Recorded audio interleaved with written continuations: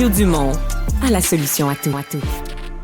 Une histoire qui était racontée hier dans la presse, une histoire d'horreur pour une femme, de violence conjugale extrême, une femme qui a été agressée, puis son conjoint qui était en prison, elle dit je vais pas te laisser vivante, si je quitte, je vais revenir, je vais te tuer, etc.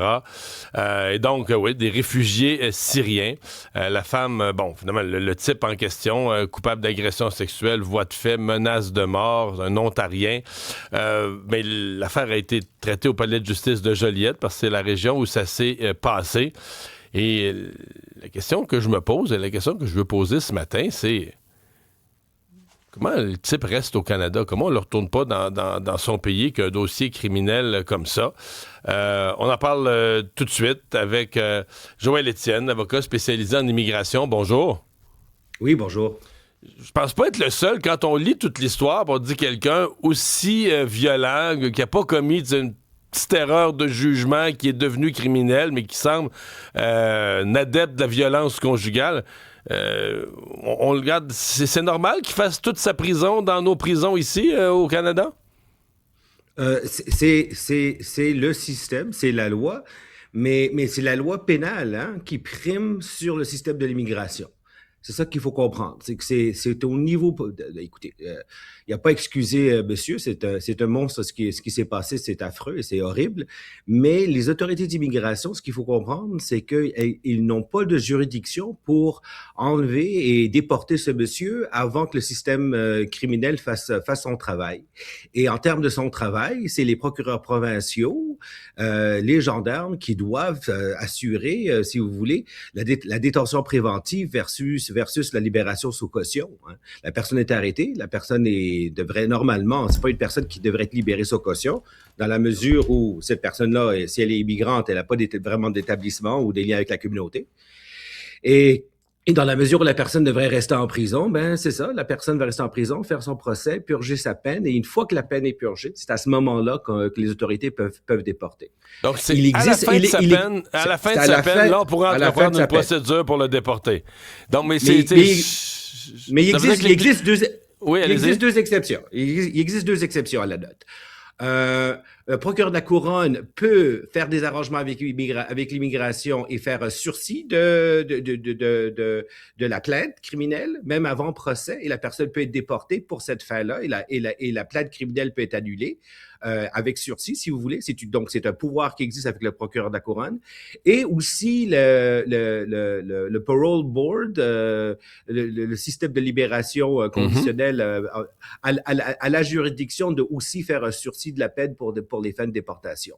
Donc, c'est vraiment le système criminel qui prime, ils prennent leur décision, et s'ils veulent que la personne fasse toute sa sentence au Canada, c'est à eux de le décider. Et s'ils veulent faire le contraire, ils peuvent lancer la balle à l'immigration. Mais je peux vous dire une chose, dès l'instant où la balle est normalement lancée dans les mains de l'immigration, la personne n'est pas libérée de prison, la personne reçoit une détention préventive dans les mains de l'immigration, peut rester là de façon indéfinie. Nous, on a vu des gens rester 5 ans, 6 ans après une peine, et ils sont incarcérés seulement pour des faits de déportation. Je comprends. Parce que le processus de déportation peut, devant les tribunaux, être long aussi. Oui, absolument. Même très long. Dépendant des pays. Mais maintenant qu'il y a un changement de régime en série, je présume que ça va être beaucoup plus facile, beaucoup plus vite. Parce que pour qu'il y ait déportation, faut qu'à l'autre bout, l'autre pays accepte de le reprendre. Oui. Mais normalement, des pays du tiers-monde veulent avoir des bonnes relations avec le Canada, et donc la déportation se fait. Ils vont le reprendre. Oui.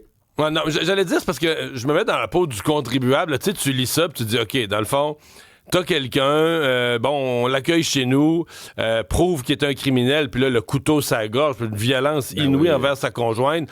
C'est sûr que le contribuable moyen au Canada, qui se dit, qu'il retourne dans son pays, il remplit pas les conditions d'une personne immigrante qui vient vivre paisiblement, puis profiter d'une vie paisible et heureuse dans notre pays.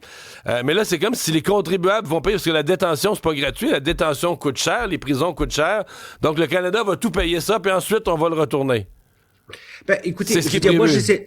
Et ça sonne un peu foufou, mais moi je me mets dans les souliers de procureur de la couronne. Moi, ce sont des avocats aussi. Il y a une dénonciation publique qui doit être faite en termes de crime. Est-ce qu'on va accepter qu'un meurtre s'est passé au Québec, un homicide ou une violence, une agression sexuelle de cette manière-là, et que la personne va purger 1 mois, 2 mois, se faire déporter, ensuite au bord de la plage dans son pays, et puis pour aller faire d'autres crimes, et que la personne qu'il n'y a pas eu de dénonciation de l'action ici au Canada en termes d'envoyer un message ici à la communauté, mais aussi à la communauté internationale. C'est un peu lourd pour un avocat, procureur de la couronne de dire non à ça, de laisser la personne partir. Et ensuite, en présumant que dans son pays, on va pas continuer la peine, effectivement. Là, ce qui risque, exactement. vous dites, c'est pas clair que dans son pays, ils vont appliquer la peine qui aurait été prononcée par un tribunal canadien. Non, c'est certain, et vous voyez même que, écoutez, dans l'attitude de monsieur et dans les actions qu'il a commises, il était très clair que pour lui, il était dans ses droits d'agir comme un monstre, hein? Et il y a une dénonciation publique, une éducation publique qui doit être portée par les procureurs de la couronne. J'ai beaucoup de sympathie pour eux. Je sais que ça coûte cher. On parle de peut-être 100 000 $ par année de garder quelqu'un en prison, mais est-ce qu'on doit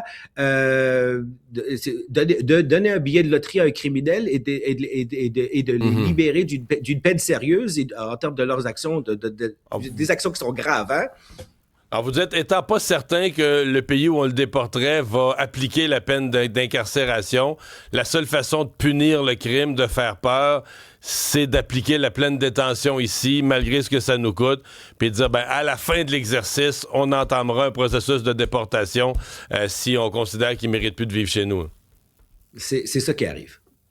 C'est comme ça que ça se produit. Dans son cas, avec ce qu'il y a comme dossier, j'essaie d'imaginer sa défense. Là, je suis plus devant le criminel, je suis devant l'immigration, devant les instances de l'immigration. Qu'est-ce qu'il peut plaider pour rester au Canada? Pas grand-chose?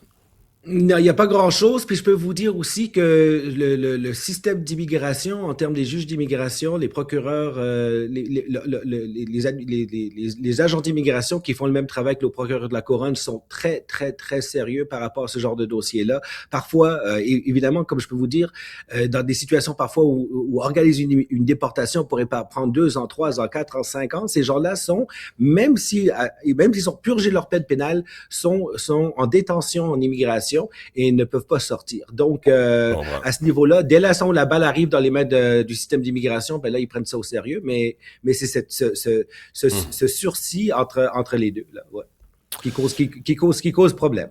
Joël Étienne, on comprend très bien, avocat spécialisé en immigration. Merci de nous avoir expliqué. Au revoir. Merci, bonne journée. Au revoir.